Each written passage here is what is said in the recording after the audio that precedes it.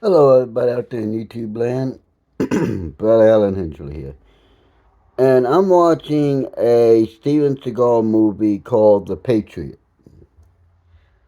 It's about a guy who's a patriot and states that in the Constitution it doesn't say the barrel of a gun has to be 18 inches. So he cuts off the barrel of a scattergun. I'm down with that. And then the feds get involved, and because of that, he gets his hands on a biological agent and releases it, and it makes this town of Enos, Montana, very sick. The cure for the disease that he released, is Shoshone, red medicine. Or at least that's what they call it in the movie. But it's a red flower that does heal. It's very good at boosting immunity and stuff like that. It's awesome. It's an awesome plant. Now, this movie was made before COVID, well before COVID. I think it was like early 2000s, late 90s. And yet, everything that's going on in this movie is exactly what went down with COVID. Almost like they were saying, hey, look what we're gonna do. And then they did it because no one caught on and said, hey, wait a minute, if you fucking do that, you're going to cause us to fucking riot, you're going to cause a war.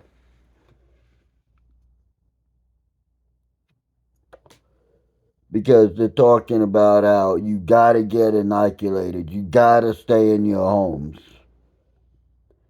Now, during COVID, what did the government say? You got to get inoculated, you got to stay in your homes. And it's a virus that was released intentionally. Is it me, or do I see a fucking pattern between the two diseases?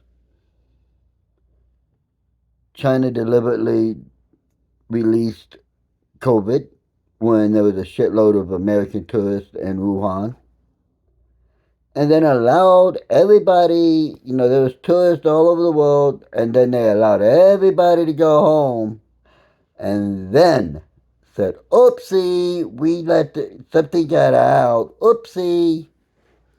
Then they tried to blame it on a bat, fucking a pigeon, fucking a wombat or a turtle or some shit. And tried to say that's how the fucking virus came to be, when it's right in the name, you know, Wuhan virus. I mean, and it's right in the name that it didn't happen by animals fucking, because, well, a bat can't fuck anything but a bat. So they don't want to fuck anything but bats. So, it's kind of interesting. The fact that the name of the virus is the name is the coronavirus, and the fact that a it's in a family, as same family as the flu, which means it's airborne and highly communicable.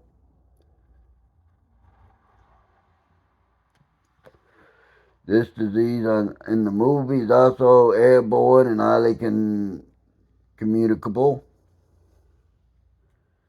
I mean, I'm watching a movie. It's a great movie. I love the movie. And I'm seeing all these fucking similarities. And I'm thinking to myself, they fucking planned it. The Democrats had it, and the global elitists had it in their back fucking pocket. Hey, if something goes down and we're about to lose the power forever, In other words, in case of a very large emergency, break the glass, use this. Now, that's pretty fucked up. I don't give a fuck who you are. That's fucked up. But it shows the direct collusion between Hollywood elites and political globalist elites. It shows collusion. It shows that they work hand in hand. Now, the media has done its own part very well by working with the Democrats to say, well, if you do this, then we can do this. Basically, rubber stamping everything that the Democrats and their puppets have said. Now, it could be me. It could be that I've been down a few too many rabbit holes. It could be that I've been punched in the head a few times, had a few concussions. The TBI I sustained when I was overseas could be worse than what I thought. The TBI that I probably sustained when I got hit in the head with cast iron frying pans. It could be more. It could be worse, but they've never affected me. So I don't think it's that. I think, you know, it's a possibility I've been down a few too many rabbit holes. Kind of why I haven't been making a lot of videos is because I've been doing research and going down the rabbit hole.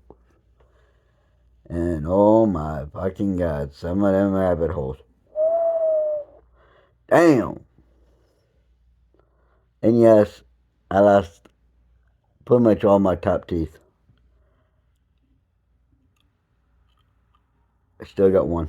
Huh. I mean, altogether I got 3 teeth. But that's alright. I can still eat anything. But, it's pretty fucking ironic. Let's see if I can see what year this particular movie came out. 1988. Bill Clinton was in office. 1988 it came out. So they waited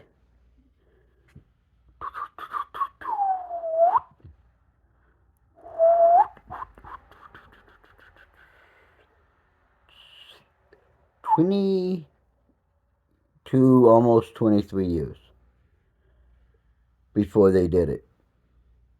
Because it was well, if an outsider gets in, we got to do it type of a scenario. And Trump is an outsider. He was an outsider. He came in like a gangbuster.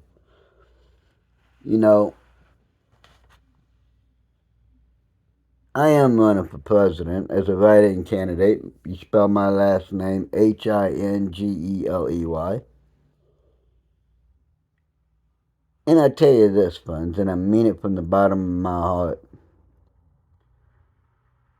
I get elected into office. One of the first things I'm going to do is pardon Trump and all of the fucking people they have illegally incarcerated for January 6th.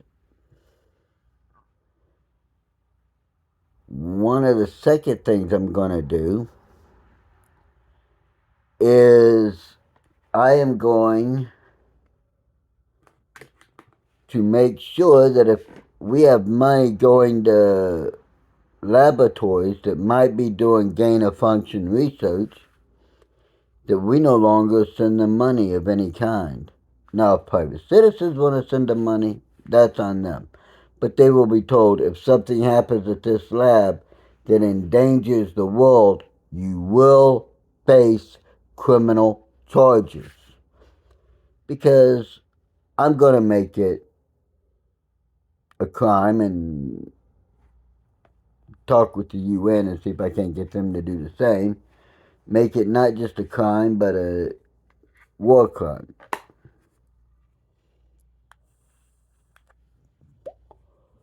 Because gain of function,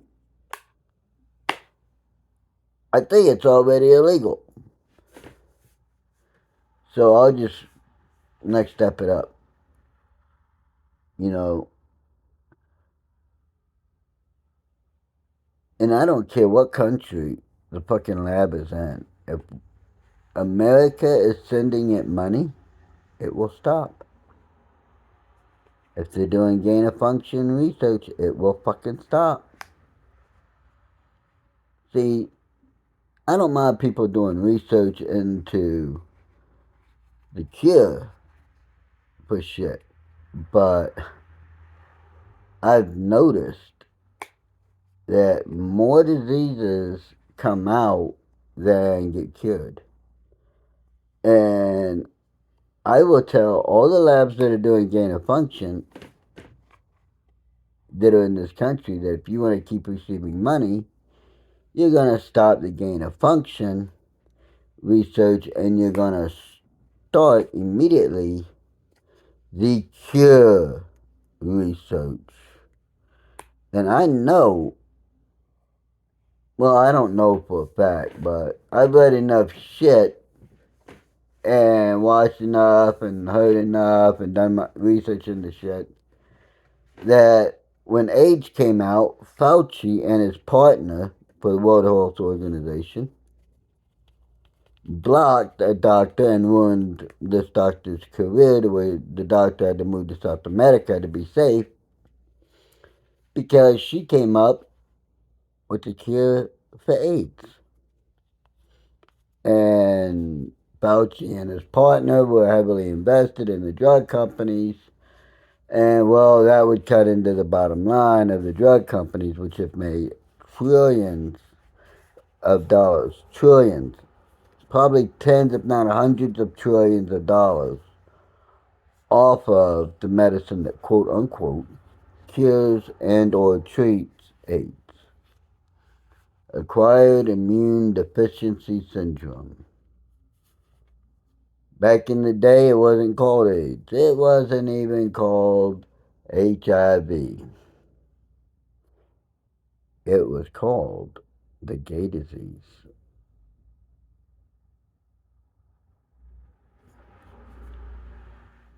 Why was it called the gay disease? Because, well, at the time, only gay people were getting it. Gay people and those who committed homosexual acts. So, it is what it is. Over time, the name has changed to HIV and AIDS. It's a nicer way of saying that, hey, you did something to cause it, and yet, won't. Did you notice how when Philadelphia came out, AIDS was a big thing. Everyone was talking about it. Philadelphia came out, and all of a sudden, people aren't talking about AIDS anymore. Elysian Fields came out, and they don't talk about AIDS anymore. In the movie Demolition Man, Sandra Bullock, when she's talking to Sylvester Stallone, says first there was AIDS, then there was HPV, then there was NR6, then there was another one. All diseases that are sexually transmitted. So was the gist of what she was saying. So, I'm thinking that the government has been using Hollywood to tell us what the hell they're going to do and see our reaction, and then they do it. Or don't do it, depending on the reaction they get. And I will say that if I'm right, that's pretty damn intelligent of them. That's pretty smart. Because you're telling people what you're going to do without telling people what you're going to do. But I thought, watching this movie, seeing the similarities, that I should make this video. And it's pretty fucking trippy, man. And the funny part is the people who don't get the vaccine are the ones who cure the disease. Now, yes, Seagal is the star, but it's not even him that has the cure for the disease right off the bat. As soon as they start testing everyone's blood, they find out that the actress who plays his daughter, according to the storyline, his daughter has the antibodies to this man made disease. And it's because she drinks tea from the red flower. Now, she also happens to be part Native American. The other three people who don't get sick are both full blooded. The other two people who don't get sick are Native American, and they drink the same tea. And you didn't hear about too many Native Americans getting sick during COVID, did you? I didn't get sick. So, just some food for thought. And as usual, until next time, use your mind, do your own research. Your mind is the one weapon they can never take from you. This has been a ad for the candidacy of Bradley Allen Hensley for president, and I fully support this message.